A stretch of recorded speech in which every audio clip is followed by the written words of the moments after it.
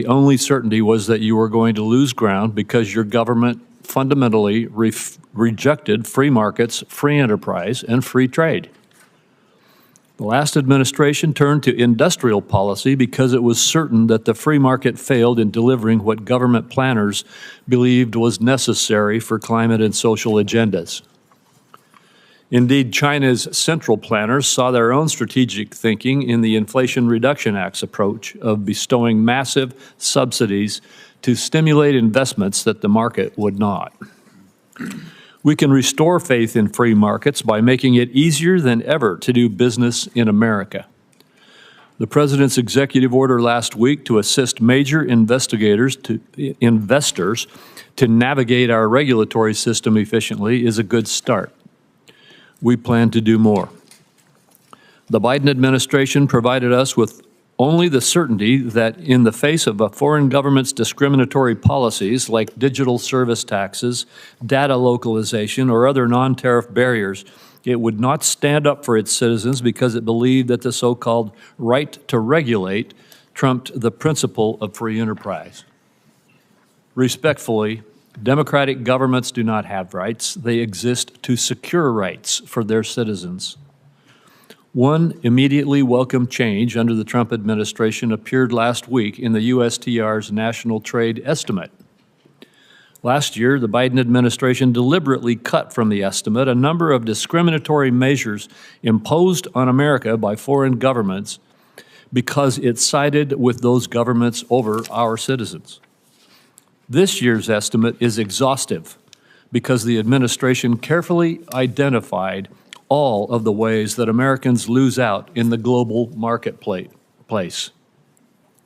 Finally, the validity of free trade will be seen again. The last administration did not pursue market access in its negotiations.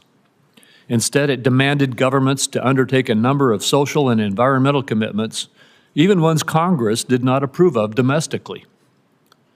Not surprisingly, our partners did not put their trust in such negotiations. While tariffs inherently may be seen at odds with free trade, we must also acknowledge that many of our trading partners deploy barriers that have gone unchallenged for too long. Free trade, by definition, must be reciprocal. We do not have it if others can impose barriers on us unchallenged. Our failure to enforce our rights over the last 4 years lost a lot of ground for us.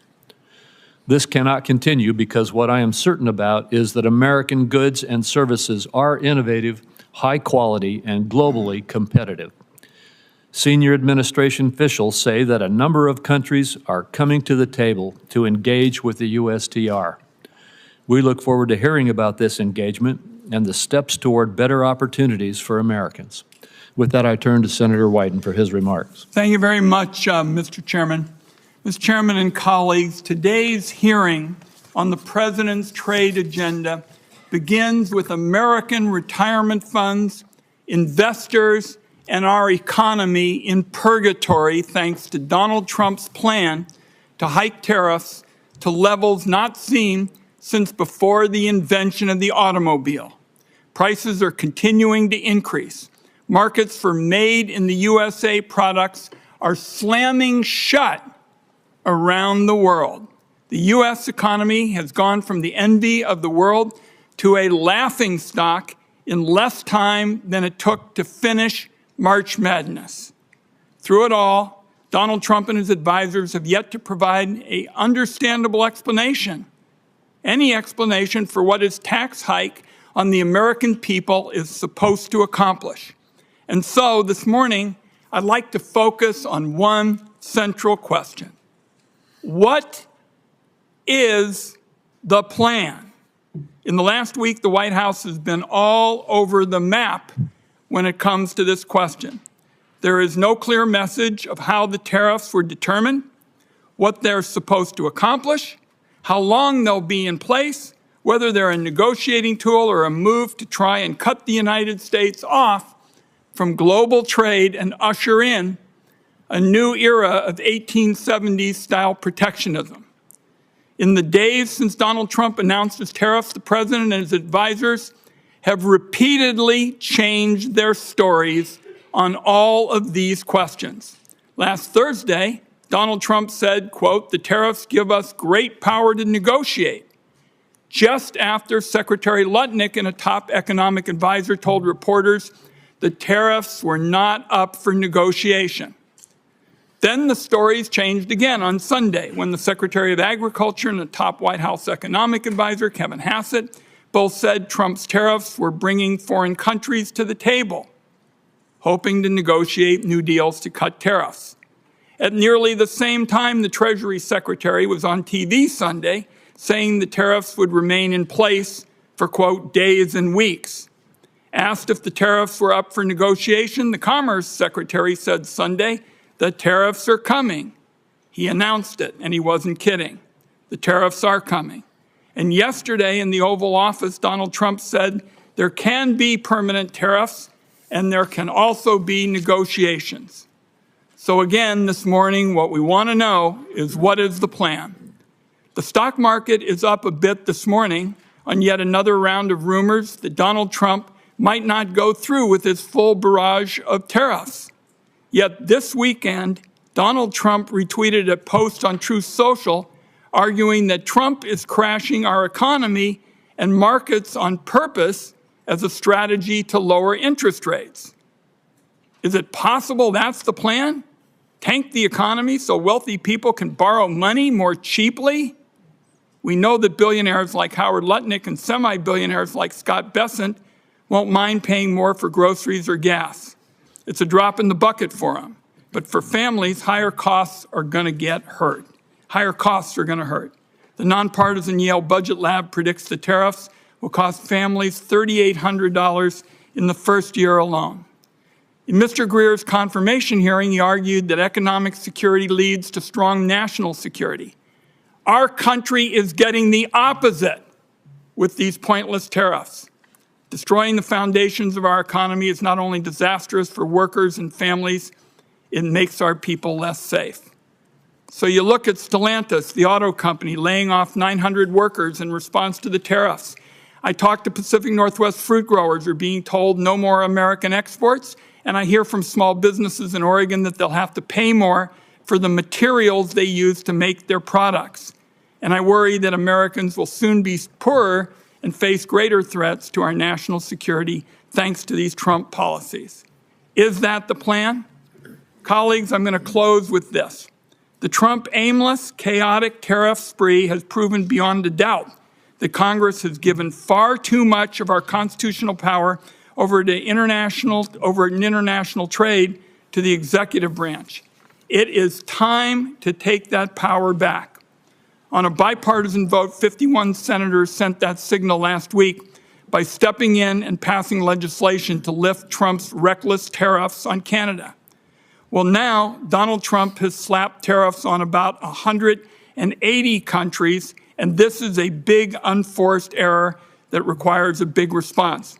So let me close with this announcement. Today, I am proposing a new bipartisan privileged resolution to end the latest crop of global tariffs that are clobbering American families and small businesses. Members on both sides of the aisle ought to know that this is a call to action, and Congress must step in to rein this president on trade. Thank you, Mr. Chairman. Thank you, Senator Wyden. And Ambassador Greer, you may now make your statement. Thank you. Chairman Crapo, Ranking Member Wyden, and members of the committee, I appreciate you taking the time today for this hearing. Last Wednesday, President Trump declared a national emergency in response to the large and persistent trade deficit that has built up in recent years. This deficit is driven in part by non-reciprocal tariffs, trading barriers, and other economic policies pursued by our foreign trading partners. The situation is urgent. President Trump imposed tariffs to address this emergency, and these measures are aimed squarely at achieving reciprocity and reducing our massive trade deficit to reshore production in the United States. This national emergency declaration and tariff action is the most significant change in U.S. trade policy since we allowed China to join the World Trade Organization. The American working class, in particular, has suffered concentrated losses from the so-called China shock and other adverse effects of past trade policy and the conditions that give rise to this massive trade deficit. You've heard some of these numbers before. The United States has lost 5 million manufacturing jobs and 90,000 factories since 1994. President Biden left with a $1.2 trillion trade deficit in goods, the largest of any country in the history of the world. The United States' share of world manufacturing output declined from 2001 to last year. In the fourth quarter of 2024, U.S. manufacturing as a share of gross domestic product was the lowest it had been in 20 years. During COVID, we were unable to procure semiconductors to build our cars, or materials for pharmaceuticals and personal protective equipment. During World War II, we built nearly 9,000 ships. Last year, the United States built only 3 ocean-going vessels. Our agricultural trade balance, which historically resulted in trade surpluses for our farmers, was in deficit the last 2 years of the Biden administration and likely will take some time to recover. These are all serious indicators of an economic and national security emergency, and we can't ignore it. One important driver of these negative trends has been unfair, unbalanced, and non-reciprocal trade. This includes the effect of higher tariffs imposed by other countries on the United States, the effect of non-tariff measures that promote other countries' exports and obstruct U.S. exports, and other foreign economic policies favoring overproduction and degrading America's manufacturing capacity. And the lack of reciprocity is an important driver of our global trade deficit and with particular countries. So it's common sense to focus on these indicators. For example, the European Union can sell us all the shellfish they want, but the EU bans shellfish from 48 states. The result is a trade deficit in shellfish with the EU. We only charge a 2.5% tariff on ethanol, but Brazil charges us an 18% tariff. The result? We have a large trade deficit in ethanol with Brazil. Our average tariff on agricultural goods is 5%, but India's average tariff is 39%. You understand the trend here. Our trade deficit, driven by these non-reciprocal conditions, is a manifestation of the loss of the nation's ability to make, to grow, to build. And the president recognizes the urgency of the moment. On the first day of his second term, President Trump issued a comprehensive memorandum setting out his trade policy directive. And over the past 10 weeks, he has executed on nearly all of these priorities. He has tightened tariffs on steel and aluminum. He's imposed new measures on auto and auto parts not made in the United States. And on April 2nd, the president declared the national emergency that we've discussed. And so the president has imposed a reciprocal tariff along with a global baseline tariff to achieve reciprocity with other countries and to drive the dangerous deficit down. And the president's strategy is already bearing fruit. Over the past few weeks, a planned layoff for an auto production shift in Tennessee has been suspended. Another automaker is hiring additional employees and expanding overtime to increase auto production in Indiana. Companies have announced $4 trillion in new investment in the United States. Nearly 50 countries have approached me personally to discuss the president's new policy and explore how to achieve reciprocity, and they've spoken with many members of the administration. Several of these countries, such as Argentina, Vietnam, India, and Israel, have suggested that they will reduce their tariffs and non-tariff barriers in line with the president's policy. And these obviously are welcome moves. Our large and persistent trade deficit has been over 30 years in the making, and it will not be resolved overnight, but all of this is in the right direction, particularly as we start to negotiate with these countries. We must move away from an economy that's based solely on government spending and the financial sector, and we must become an economy based on producing real goods and services that provide jobs for working class and middle class Americans in their communities. This adjustment may be challenging at times, and in a moment of drastic overdue change, I'm confident, I'm certain that the American people can rise to the challenge as they've done before. I appreciate this committee's interest in President Trump's trade agenda. I'm glad we're talking about this. That's created debate. And we may not agree on everything, but I know that you want to do what's best for America. So does the president, and so do I, and we'll collaborate together on this. Thank you again for your time, and I look forward to our conversation. Thank you, Ambassador. Yesterday, Secretary Bessent stated that you and he both will lead trade negotiations with Japan. I am very pleased that President Trump has decided to press for market access in this case. I hope we'll see more negotiations that press for zero-to-zero barriers, but could you explain a little bit what is the scope of these negotiations? Certainly. Thank you, Chairman. So as you know, yesterday the President directed Secretary Bessent and myself to interact with the Japanese. We've already been having several conversations with them over past weeks. So this is not a new development, but we are taking it to a new level. Obviously, we want to have more market access in Japan.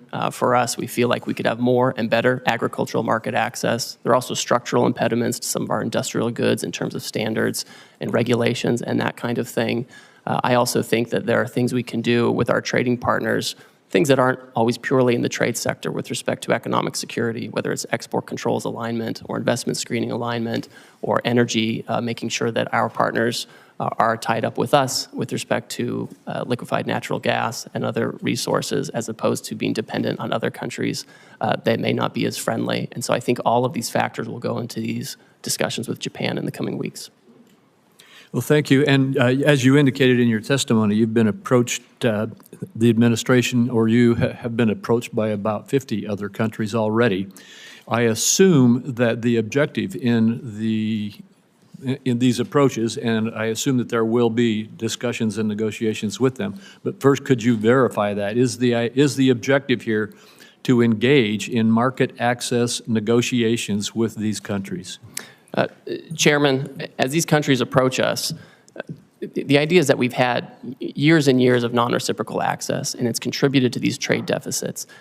As the countries come to approach us, what we've told them is, if you have a better idea to achieve reciprocity and to get our trade deficit down, we want to talk to you. We want to negotiate with you. And it goes both ways. Sometimes they have exports to us that are driven by subsidies and unfair trading practices. And then obviously they have non-reciprocal treatment on their end where they block our exports, sometimes through prohibitive tariffs, quotas that are not administered in the appropriate way, or other unfair trading practices. So these are the kinds of things that should be targeted. And I don't want to prejudge the negotiations, but if they're able to provide an alternative plan that can further these objectives, I think we're open to that. Well, thank you. The America First Trade Policy Memorandum rightly tasked the USTR to review China's compliance with the Phase 1 agreement. Under the agreement, China is obligated to purchase more U.S. goods and change basic practices and laws, the so-called structural commitments.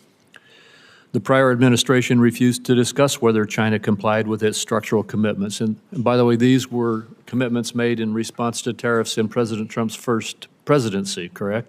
That's right. What is your analysis of China's compliance with the structural commitments that it made in Phase 1 so far?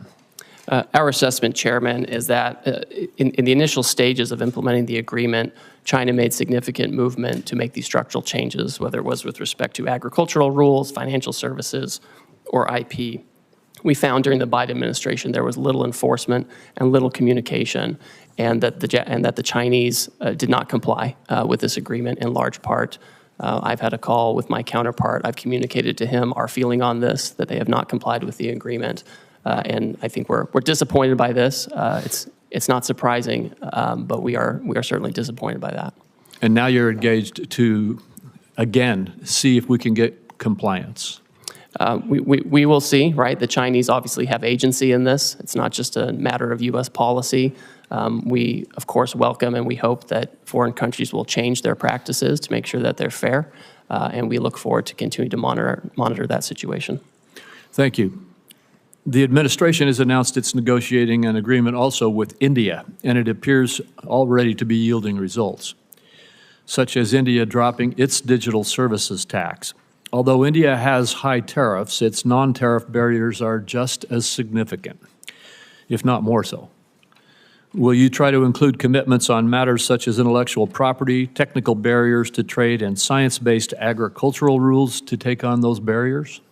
Yes, and I have a standing call with my Indian counterpart to address these very issues. All right, thank you. Senator Wyden. Thank you. Thank you very much, Mr. Chairman. I saw at page 4 of your testimony, Mr. Greer, you said the president's strategy is already bearing fruit. Well, I can tell you for a lot of Oregonians who have 401ks that are being drained out, that's pretty rotten stuff. And you ought to realize how serious this is for the country. Now, everybody in the administration practically has a different story about the Trump tax hike. So I'm interested in knowing what the story is today. Will higher tariffs go into effect tomorrow as announced? Senator, yes, they're scheduled to go into effect. We are having negotiations with all kinds of countries at this time. The president's fixed in his purpose. The nature of the emergency that I discussed earlier is not something we can wait on anymore.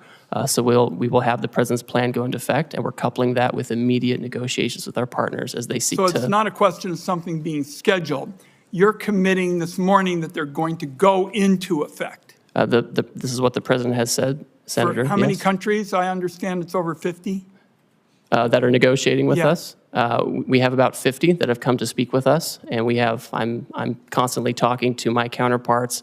I have staff right now at USTR meeting with others, and we will have the tariffs in place, and if the other countries can come to an agreement on reciprocal trade, then that's something that the president can consider. I don't want to prejudge the negotiations or the president's decision, but that's what we're doing. Now, you've said you've been negotiating deals. Foreign countries have already retaliated against our farmers and ranchers and small businesses. How can you commit that negotiations are not just going to stop bleeding, but are actually going to open up markets that the Trump tariffs have closed off? So, Senator, we've already had many countries, many of our markets, explain that they are not going to retaliate against the United States. And in fact, Vietnam, for example, they've lowered their tariffs already on cherries. They've lowered them on almonds and apples, things I know are important to the Pacific Northwest. And this is exactly the right direction that we want to go in. I look forward to hearing from you what other kind of market access you want as we enter into these negotiations. What's the status of China? As you know, that's a big market for us in the Pacific Northwest. What's the status of discussions there? I don't see much progress. What I see is it looks like it's going to escalate and escalate some more and hurt our consumers and our small businesses in our part of the world. Well, Senator, unfortunately, China for many years seems to be choosing its own path on market access. Again, they have agency in this. They elected to announce retaliation. Other countries did not. Other countries signaled that they'd like to find a path forward on reciprocity. China has not said that, and we will see where that goes. I think we need to work with our closest friends to make sure that we have trading arrangements that work. And if the Chinese are open, we'll see what. But they haven't signaled that at all. So I don't think that's in the very near term with China. I just am concerned that there's no strategy at all. I'm committed. We understand in the Pacific Northwest what the stakes are. To have a smart, tough strategy. I don't see any strategy at all, and you really haven't said much about what the strategy is this morning. Senator, I appreciate your concern. I want to keep having a conversation with you about this, but I see a distinct difference between those countries who have come to us and they said, we understand your issues, we understand the deficit, we understand your desire for reciprocity, and we want to work with you on this. And the Chinese approach, which has been, we're going to retaliate. We're trying to remedy a situation. We're trying to remedy a situation that's persisted for many years. And it would be wonderful if the Chinese agreed with that and wanted to persist in, work with us on that. But that's not where they are. And the president has recognized this, and he wants to focus on other partners. Let's talk before my time is up about services. The United States is a services powerhouse, from travel and technology to finance and media. Our services industry account for nearly 80% of the U.S. GDP and 8 out of 10 American jobs. Other countries are responding to Trump's global tariffs by retaliating against American services. Can you explain how your tariff actions aren't putting our services exports at risk like so much of your trade policy? Senator and Chairman Crapo mentioned this. We had India already pull down a digital advertising tax that affected some of our most competitive tech companies. We're already in conversations with other countries that if they want to have reciprocal trade with us, that's something that we need to consider as well. And we expect them not to discriminate against our services companies. We have some of the most competitive in the world. I agree with you. And to me, that's part of this calculation. I wrapped up with the services question because it seems to me it's classic Donald Trump. Really good at talking about problems, even saying that there is some reason to go forward, identifying a problem, but pretty damn bad at fixing them. And there's going to be a whole lot of collateral damage in the process if you all continue with these trade policies in services and in other areas. Thank you, Mr. Chairman. Thank you, Senator Cornyn. Ambassador Greer, thank you for being here today. I know there's been a lot of discussion about tariffs, but would you just briefly discuss non-tariff barriers to trade? In other words, the barriers that countries put up to deny market access from U.S. exports into those countries that aren't tariffs per se. Yes, thank you, Senator. I have here in my hand a book that's become very popular in recent days. This is the National Trade Estimate on Foreign Trade Barriers, and the Office of the United States Trade Representative puts this together with input from civil society, unions, industry, business, small business. And this is 400 pages of all the non-tariff barriers that you're talking about. Just a few examples. India, huge trading partner, they restrict imports of ethanol for fuel use by using restrictive import licenses. These are the types of border measures that don't sound very sexy to talk about, and they don't make for a great soundbite, but these are the things that actually block our exports, where they have licensing regimes or they have fake science that they use to block our imports. Lynn, just one example that seems to me to make the point is that our friends in Australia basically have put up barriers to the export of beef from the United States. My state, Texas, happens to produce a lot of beef cattle, and Australia basically denies access to its huge market, but not as a result of tariffs so much as non-tariff barriers to trade. Could you speak to that? Yes, Senator, and it's always surprising because we have a free trade agreement with Australia, and we would expect that we would have fair and reciprocal trade. Last year, I think we imported about $3 billion worth of Australian beef, and we exported $0 of American beef to Australia. And it's not just beef. Australia also blocks on specious, fake science grounds, the export of fresh and frozen U.S. pork. So it's incredible that they do this. We have zero exports of the fresh and frozen U.S. pork to Australia. I find it interesting that people express surprise at President Trump's policies when he's been talking about these policies for, best I can tell, for decades, and how unfair trading arrangements are between various countries. And indeed, some of these unfair trading practices have resulted in the deindustrialization of America. We've exported manufacturing to Asia and particularly China and other countries that now appear to be willing to hold us hostage to those supply chains. A few years ago, we passed the CHIPS and Science Act.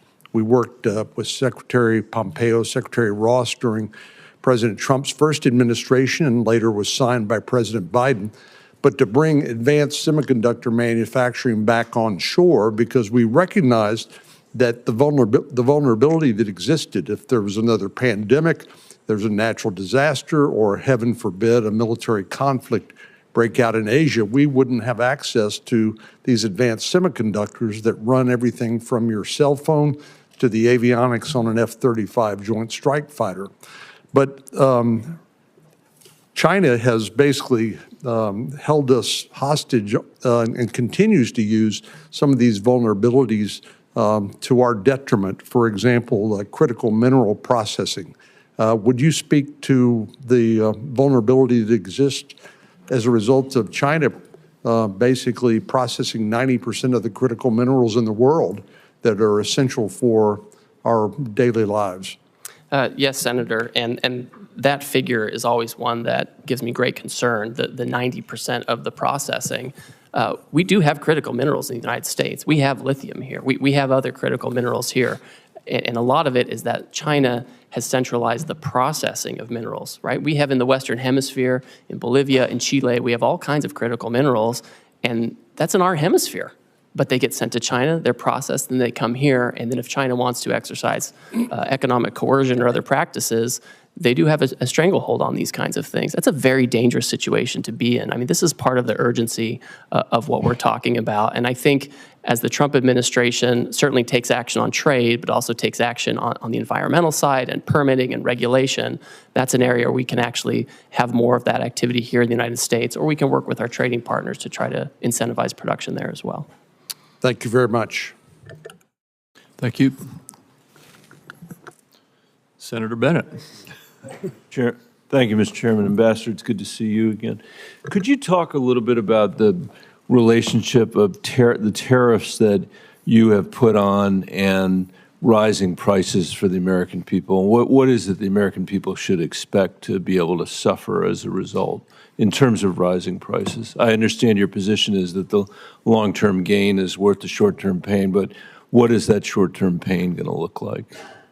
So Senator, I think we can look at, I think we should look at history and data for this. It's hard to project what's going to happen with prices. But we know in the first Trump term, the president imposed historic tariffs on China on an enormous amount of goods coming from China. And during that time, inflation went down by 0.1%. During the Biden administration, the historic inflation was not on imported goods or related to tariffs that President Biden put in place. It was related to, frankly, services, healthcare, education, et cetera. So I think there's not really a one-to-one on tariffs and price effects, and so many things go into price. I know you think I'm probably like dodging and weaving on this, but I'm looking at data, sir, and the data shows it's not one-to-one. I know you're smart enough to know that the likelihood is that prices are going to go up for the American people as a result of the tariffs that you put in place. Do you disagree with that? Oh, I mean, when you say that in your testimony that you expect the American people will bear the burden, or that, and I'm sure they will bear any burden on some level, but what do you think that burden is actually going to look like? Well, I think the challenges, frankly, are going to be more for companies that are largely dependent on imports from China and Asia, where they have to adjust their supply chains in a quick set of time. Yeah. And the way the tariffs get allocated between the foreign producer and the importer, that's where the majority of adjustment we have a bunch comes. of those companies in Colorado, and I know that Osprey Packs, for example, they probably don't want me to mention them, but I will. And in Southwest Colorado would be a very good example of that. I mean, they are very dependent on the supply chain from Vietnam, and they probably are really worried today about what's going to happen, which a lot of people are. I mean, I think one of the things about the situation we find ourselves in is the degree to which we've now created huge uncertainty in our economy, and I'm worried that that is going to result in a lack of investment, capital investment. You mentioned some new investments that have been made in our economy, but I think that anybody who knows anything about the economy knows that uncertainty results in people freezing up, a paralysis, a lack of investment, which is going to make it hard for our economy and may actually provoke a recession. Could you comment on your concerns about that and how you're thinking about that? And I have one more question before I'm out of time. So Senator, the best way to have certainty is to build in the United States, right? That's the best way to have certainty. But that's going to take a long, long time. And what's going to happen in the meantime, do you think? So, Senator, we have, I would say, dilly-dallied for years on this issue. We've done these broad studies, which are interesting and helpful that we saw come out of the Biden administration. Right. But we have to act. I can't sit for 3 years and try to fine-tune something. I hear you say that. But you could have made a different choice, which was to strategically target a geography, to strategically target Beijing, strategically target certain industries where all industries in America weren't affected at the same time. You didn't make that choice. I mean, you're in the midst of having trade negotiations with 90 different countries at the same time, by your own testimony, all of whom can make their assessment, I assume, these are sophisticated people, about where the pressure points are on you, where the pressure points are going to come for us to not necessarily get the best deal because we're spread all over the globe negotiating every one of these agreements at the same time, rather than a more strategic approach, which would have had the benefit of giving us, I think, a much greater degree of certainty about where we were headed. Obviously, you made a different choice, and I'm just curious about how you think about your responsibility. How you think about that? So I would note, and I think it's thoughtful to think about things in this way. If you look at the results of the reciprocal tariff, the Western Hemisphere generally is at the lowest tariff rate. If you look at where we have our largest problems with non-reciprocity and deficit countries, it's mostly in Asia. And so you do actually see pretty strategic outcome with respect to promoting production in the Western Hemisphere as opposed to where we have all this overproduction in Asia that's given rise to our current problems on trade. I would just say in closing, Mr. Chairman, that's true. What the ambassador said is true, but it still doesn't, I still cannot fathom why we are treating Canada and Mexico, our largest trading partners, basically the same way we're treating Beijing. It doesn't make any sense to me. It makes no sense that we would do it all at the same time like that. and we're going to have to stay on it, which is why some of us have introduced legislation to make sure that Congress begins to take its appropriate role again in making these very important trade decisions. Thank you for your testimony. Thank you. Senator Lankford. Mr. Chairman, thank you. Thank you for the work that you're doing. You've got a lot on your plate, and appreciate the focus right now on this. Let me come from a perspective of a lot of Oklahoma farmers and ranchers and manufacturing folks and retail folks, and quite frankly, folks that sell to retailers that are in Oklahoma. They've got several questions that they've actually sent to me pretty quickly, so I want to be able to bounce a few of those. The goal of this is to do more trade internationally, that the United States would be able to manufacture here or produce here and sell more internationally, and that we would have that opportunity to have increased market access. Is that correct? So, Senator, I think that's accurate, because when we're trying to get down a deficit and have more production here, necessarily part of it is making sure we're not getting too many imports that are driven by unfair trade practices, but also promoting our exports overseas. So then right now there's a lot of negotiations going on. There was a lot of questions for several days whether we're negotiating or not negotiating. I'm hearing from you pretty clearly today we are open to negotiate. We're trying to be able to establish better trade agreements to be able to move forward. Do you have any timeline on certain countries or places that you have set internally to say we hope to have negotiations complete by this point? Obviously, negotiations can extend out as long as they have to, but is there a timeline you're dealing with? So the president has indicated that he's willing to negotiate with parties that want to pursue reciprocal trade with the United States. We don't have any particular timeline set on that because, as you pointed out, Senator, the outcome is more important than setting something artificially for us. What I can say is I'm moving as quickly as possible, and a lot of these countries are moving very quickly, and we're working on the weekends, we're working at night as folks want to engage on this. Now, I will say, I know you want to ask something, the trade deficit has been decades in the making, and it's not going to be solved overnight. Right. Yeah, everyone understands that well, and everyone that I talk to is grateful that we're actually attacking the trade deficit issue and try to be able to bring down barriers to trade. They also want to get a timeline. Let me give you, for instance, I've got an Oklahoma company that several years ago spent millions of dollars to be able to move out of China. They moved into Vietnam for production because literally what they're producing, the parts were not created in America. So they were looking for other places to go. They spent all the money, spent all the time, shifted out of China, got to Vietnam, and established there. Now they're saying, we've got giant costs in Vietnam at this point. So they're going to have to renegotiate with every single retailer that they sell to, which is going to take a lot of time to be able to do it. What they're trying to be able to figure out is, do we hold on those negotiations and try to renegotiate with Walmart and Target and Costco and everybody else they're going to have to renegotiate with? Or do they press on with those negotiations now? If things are going to get resolved soon, they can pause. If they're not going to get resolved, they're going to have to renegotiate every contract again to try to figure out which way to go. So the time piece does matter to them. Senator, I understand completely, and Vietnam is one of those countries that understands that it is, frankly, one of the major targets of this action, because their trade surplus with us is so lopsided. I think it's every $15 they export to us, we send them $1, and they remain closed to our exports where we can be in competitive agriculture, et cetera. But they've come to the table with an offer, right? We didn't go out and say, please come talk to us. They beat down our door and they want to talk about it. Good. I don't anticipate that we're ever going to have equal trade with Vietnam. We're a much larger economy than they are, but bringing down the trade barriers would be helpful so that they would accept American products to be sold there. I think that's beneficial, but most countries in the world are never going to buy as much as we're purchasing because we just purchase a lot more from there. Another issue has come up about garment manufacturing. Obviously, this is a challenge. We'll have different pieces that are bought from different countries. We don't have a lot of garment manufacturing here in the United States.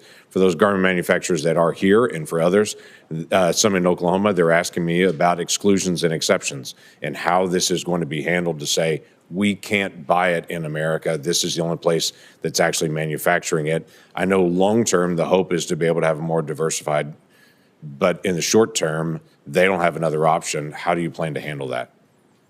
Senator, the president has been clear with me and with others that he does not intend to have exclusions and exemptions, especially given the nature of the action. If you have Swiss cheese in the action, it can undermine the overall point, which is to get rid of the deficit, achieve reciprocity.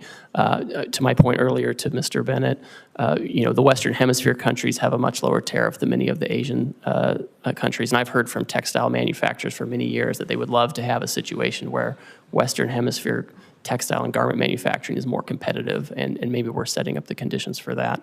So in the short term, there's no exemptions that are coming on it. So for companies that are currently buying from Asia at this point, whether it be for textiles, whatever it may be, the goal is to be able to push them out of Asia into the Western Hemisphere, or where do they need to go at this point? Well, the president has been clear, again, that he's not doing exemptions or exceptions in the near term. My own sense is, given the tariff differentials between Asia and Western Hemisphere, I think people can start making decisions based on that. Senator Whitehouse. Thanks, Ambassador Greer, for being here. Just to sort of frame our conversation, tell me what a negative externality is. This is something you and I like to talk about. Yes, we do. This is a situation where you have a foreign country where perhaps they have actions such as poor environmental regimes or lax labor laws, and they don't bear the cost of that. Instead, they send their goods that are the product of these processes where they have lax regulatory regimes. They send it here, and we end up bearing this. They externalize these negative externalities to us, and we have to bear it, and our workers have to bear it, and we don't compete on a level playing field. So two things are wrong with this. One, the customary negative externality is pollution.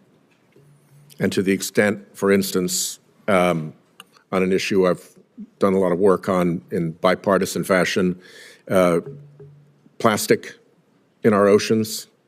Now it's in our drinking water, it's in breast milk. I mean, we've really gone down a very weird pathway with respect to plastics. If China, for instance, is responsible for dumping 60 or 70% of the plastics into the Pacific, then that's a harm to us, correct? Yes, I agree. Because it's a commons, the ocean, and we suffer from that. And then if the Chinese company is exporting their goods to the U.S., and that Chinese company has a lower cost for its product because it doesn't have proper pollution control with respect to plastic, and the U.S. company does, then that's an unfair trade imbalance, correct? Yes, I agree with that. So two things are wrong when we get into the situation of foreign countries allowing pollution that our companies pay to prevent. That's right.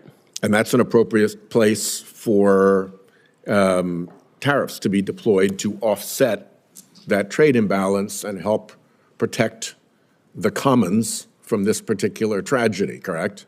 I think trade action can be appropriate, and when the president announced his reciprocal tariff regime last Wednesday, he specifically referred to pollution by other countries in his speech. You may not have listened to it, but you may want to go back and listen to that part, because that's very true, and I agree with you. Well, it might be the only place in which the administration shows the slightest interest in pollution, so good for that. The issue of plastics is, I think, a pretty significant one. Again, there's been a lot of bipartisan interest. I even went up to the Oval Office during Trump 1 to have one of my bills signed by the president, and he gave a very animated riff on Asian countries polluting our beautiful oceans and how it comes ashore very often in Alaska by the ton along their beaches. So I hope this is an area we can continue to work together. And in particular, I hope that you'll sit down with me and Senator Cassidy on legislation that we are working on. Will you give us that meeting? Senator, I'll take any meeting with you that you would like to talk about this issue. And I'd like to we'll let you sit down with Senator Cassidy's team and have a conversation there. The other thing I wanted to flag for you is that you pretty well successfully deflected all of Senator Bennett's questions about what the immediate impact looks like in the short-term pain for the long-term gain. I just want to flag for you one issue that is very important to me. Rhode Island is a small business state, right? We don't have a whole lot of big mega corporations there who can balance things and move things around. Canada is our largest trading partner. We have companies who fill an important niche in the global supply chain, and particularly in American companies' supply chains, because they get something from Canada, or let's say China, could be, but Canada's our major trading partner, and they process that thing, and then they put it into the supply chain for the larger corporate entities. That's their business. That's all they've got. So if we're not looking out for these small businesses that are actually going to have to lock their doors and close the shutters and fire their employees and go out of business, I think you've missed a huge hole in the problem that these tariffs have created. If all you're listening to is the big mega corporations who can move things around the world and have the resources to dodge these effects, you're not getting the straight story. I think in every one of our states, there are going to be small businesses that occupy a niche in which trade is an important factor and that are going to go bust because of these tariffs. And I urge you to look out for those businesses because I don't think they're getting their voices heard at all.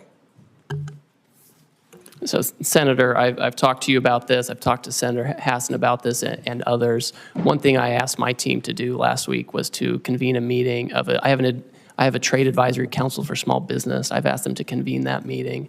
I've connected with the Small Business Administration. They have an international trade desk there. I have an office that also deals with small business because I do want to hear it. I think it's important that we hear it because they don't have the same voices in Washington.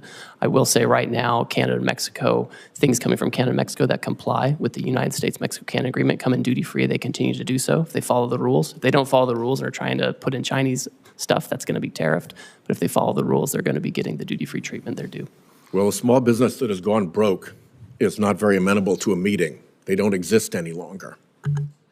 Senator Hassan. Thank you, Mr. Chair and Ranking Member. Good morning, Ambassador Greer. Thank you for being here. Before I start with a couple of additional questions about the impact of these tariffs, I want to associate myself with Senator Whitehouse's comments just now about the impact on our small businesses, particularly those who are critical parts of supply chains for some of our larger corporations in the country. As you know, Canada is our biggest trading partner too, and we are already seeing the impact of these tariffs with our small businesses, especially in our tourism industry, which is being decimated because Canadians are not coming down to New Hampshire the way they usually do. Let me ask you about a couple of other things. President Trump's tariffs have made almost everything that families buy more expensive. The president imposed a 10% national sales tax on all imports into our country and an even higher sales tax on imports from more than 50 countries, including our allies like Canada. This is the largest tax increase in over half a century, and it's going to cost the average American family $3,800 a year. Their morning cup of coffee will cost more, so will new shoes for their kids, and so will fresh fruit. So my question to you, Ambassador, is how much revenue from the president's national sales tax will be used to give tax breaks to billionaires?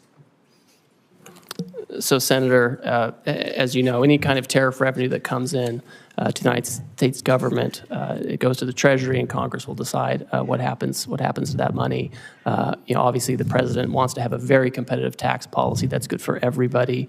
That was part of why he had such a successful economy in the first term, is he married trade action with good tax policy to have $7,000 an increase in real wages over that time. Well, let's be really clear. The president, besides the contradictions in the way he talks about the purpose of his tariffs, the president's made very clear that he sees tariffs as a way of increasing revenue. At the same time, he's working with the majority in Congress to give additional tax breaks to the wealthiest people in the country at the expense of working people who are going to be paying more for everyday goods they absolutely have to pay, goods they were hoping were going to cost less given the president's campaign promises. But of course, he isn't keeping to those campaign promises as prices continue to go up.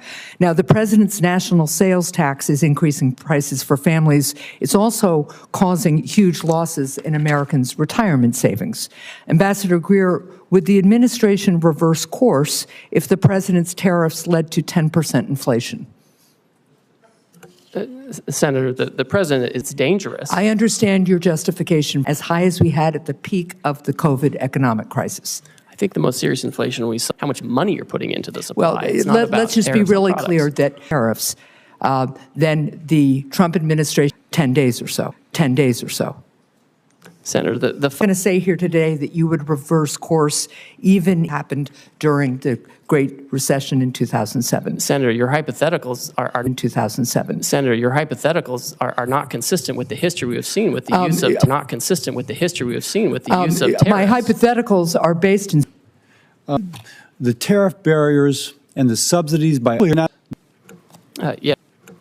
Yes, thank you, and I appreciate that. They will have steep production back here. You're talking. Yes, thank you, and I appreciate that. They will have steep production back here. You're talking about production back here. You're talking about. So it sounds like you, for example, shrimp will not be sacrificed. Talking about. So it sounds like you, for example, shrimp will not be sacrificed in part of a greater whole. No, I think, and I saw a really interesting article today in the New York Times on shrimp. You may have seen that, where the tariffs have actually given a bit of a lifeline to these shrimpers. And I think that, you know, if there's going to be any kind of change to any of this, and I'm not going to prejudge that, we have to make sure that our industries are protected adequately. So we don't. In the President's America First trading policy, there's several sections relating to free trade agreements and how they will be evaluated. Senator Bennett and I are working on an America's Act, which would be a hemispheric trade policy, which would have several purposes. One, to strengthen those ties. Secondly, to keep the Chinese from making the incursions that they are absolutely making throughout the hemisphere. Some are calling the Caribbean a Chinese lake. And so this would allow us to push back upon that. Can you share anything regarding the analyses of the free trade agreements we have within our hemisphere, and then specifically on countries like Argentina who would like an FTA with our country? Certainly, I would say that we are first and foremost focused on addressing this emergency and the reciprocal tariff action and implementing it appropriately. With respect to relations in the hemisphere, any kind of trade arrangements with these trading partners, I think, need to be coupled with strong rules about third countries. What I don't want is a situation where these countries are using, their export platforms to incorporate content and goods from, China or other Asian countries, where we have a real issue with our deficit and offshoring of manufacturing. I would expect any kind of changes to these arrangements to be accompanied by changes in rules of origin to ensure that the United States and U.S. workers are really benefiting from these agreements. So nothing from an FTA in general, but the specific of where it's being used to circumvent the intent of the FTA is the concern of the administration. Yes, that's certainly a huge concern. And again, the president wants to see factories back here. The most certain way to not have a tariff is to build your factory in the